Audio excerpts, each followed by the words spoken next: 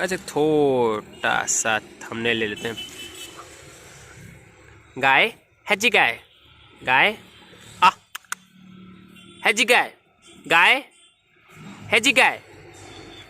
यहाँ पर भी थोड़ा सा देखिए भाई, जिनके माँ बाप नहीं है बेचारे, वो खुद को ऐसे ही संवारते हैं, ठीक है। इसलिए वक्त रहे अपने अपने पैरों पर खड़ा होइए, है ना, वक्त रहते। इसका पूरा यहाँ ये देखिए ना, अभी क्या है गाइस, अभी अब मैं जितना देख रहा हूँ, है ना, क्या हो रहा है, अभी लोग गाय पालना बंद करके कुत्ते पाल रहे हैं, ठीक है। खैर अपनी अपनी अपनी अपनी इच्छा है। बाकी पहले हर घर में कम से कम गाय मिलती थी, तो ये कहा जाता है कि आपके घर के पहले का जो रोटी है या खाना, सबसे पहले रोटी गाय को डलनी चाहिए, सबसे आखिर का जो है कुत्ते को, यानी डॉगी को। इससे यह संकेत जाता है समाज को कि सभी जानवर की परवाह करनी चाहिए, ठीक है। लेकिन कुछ, जैसे कि अब गाय के बारे में देखिए, इनका दूध से लेकर इनका जो मल है ना, यानी गोबर, वह तक इंसान के लिए उपयोगी है। इंसान तो क्या, यह हमारी जो प्रकृति माँ है उसके लिए भी उपयोगी है। तो इतना सारा जो गुण है वो होने की वजह से गाय को हमारे माता कहा गया है, ठीक है, ठीक है। यहाँ पर देखिए गौमूत्र। तो अब देखिए, अब हर चीज़ को समान मानेंगे तो काम तो चलेगा नहीं, है ना। तो पहले ऐसा कहा जाता था कि पहला रोटी गाय को और अंतिम रोटी यानी रात का रोटी कुत्ते को डालनी चाहिए, ठीक है। बताइए आपको कैसा लग रहा है, ठीक है। यहाँ पर गाइस आपको मेरे को कमेंट करके बताइए, आपको गाय का बच्चा अच्छा लगता है या भैंस का या बकरी का। मेरे को तो हाथी का बच्चा ज़्यादा अच्छा लगता है। बाकी ऐसा अगर बताऊँ तो भैंस का बच्चा बहुत अच्छा लगता है और गाय का भी अच्छा लगता है, बट बकरी का जो बच्चा होता है बहुत सुंदर दिखता है, ठीक है। आप देखेंगे बकरी का बच्चा बहुत सुंदर दिखता है।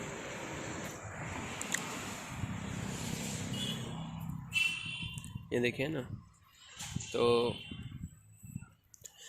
क्या होता है, जब जितना आप प्रकृति के पास रहते हैं, ठीक है, अब सींग मार देंगे तो वो बात उल्टा हो जाएगा, बट जितना प्रकृति के पास रहते हैं उतना ऐसा देखा गया है और कहा जाता है, थोड़ा उसके पास रहेंगे आप, प्रकृति के पास, थोड़ा वन्य जीवन के पास, जानवरों के पास, है ना, तो चिंता, डिप्रेशन, ये सब चीज़ें जो है कम होती है, क्योंकि आप एक जुड़ाव महसूस करते हैं प्रकृति से।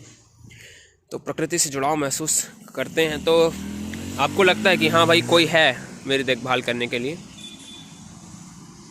तो फिर वहाँ से आपको अपने बारे में आप सोचना कम कर देते हैं, ठीक। और दूसरा ये कि प्रकृति आपके बारे में परवाह करती है। ऐसा मैं इसलिए बोल पा रहा हूँ क्योंकि देखिए दूसरे ग्रहों को देखिए आप, mercury, Venus, Mars, Jupiter, Saturn, Uranus, Neptune, हमारे सोलर सिस्टम के ग्रह देख लीजिए। बाकी एक्सो प्लैनेट तो उनका तो क्या ही कहना है ना, जो मिल्की वे में है उनके, उन प्लैनेट के बारे में तो काटने को दौड़ेगा आपको। कहीं भाई कहीं कांच का बारिश हो रहा है, कहीं हीरे का बारिश हो रहा है। हीरे का बारिश सुन के अच्छा लग रहा है, लेकिन अब वही हीरे का बारिश होगा ना तो किनके लोगों के खोपड़ियाँ टूट जाएंगे, आप खुद सोचिए, है ना।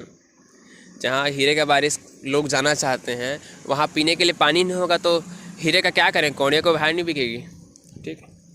तो वही है, तो यहाँ पर हमको इतनी पवित्र पावन भूमि मिली है और उस ऊपर से आप पृथ्वी पर हैं और उसमें भी आप भारत में जन्म लिए हैं, यानी आप सोचिए कितने भाग्यशाली हैं। तो अगर आप अपने आप को इतना भाग्यशाली माने तो आप अपना इस जीवन को, अपने आसपास के इस प्रकृति को, इस पेड़ को, इस पौधे को अहमियत देंगे, ठीक है। तब आप ऐसा कांटा भी चुभ जाएगा तो आप उसको उखाड़ के फेंकेंगे नहीं। कल मेरे साथ ही हुआ, यहाँ पर पैर के यहाँ पास ना कांटा चुभ, ये आज का है का, मतलब अभी ये तो आज का निशान है, ये है ना।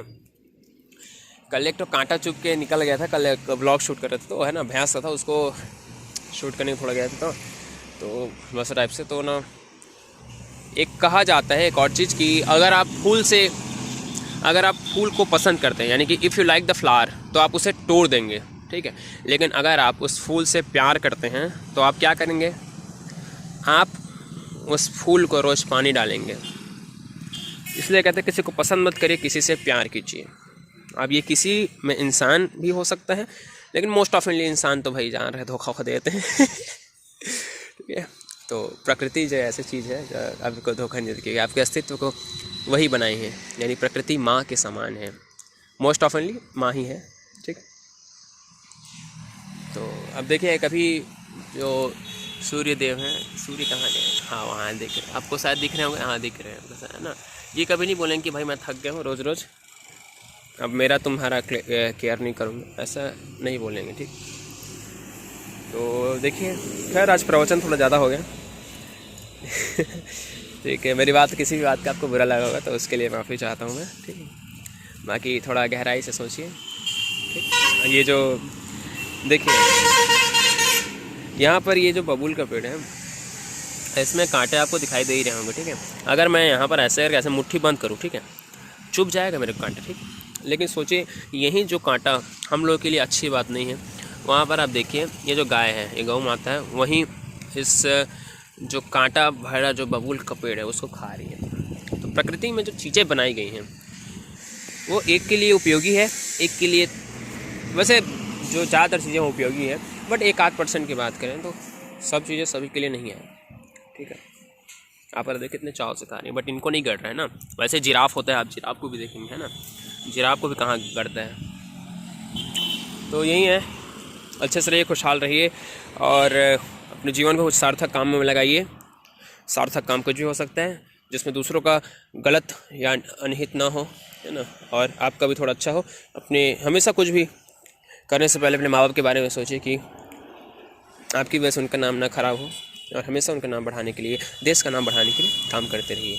जय हिंद, जय भारत, धन्यवाद।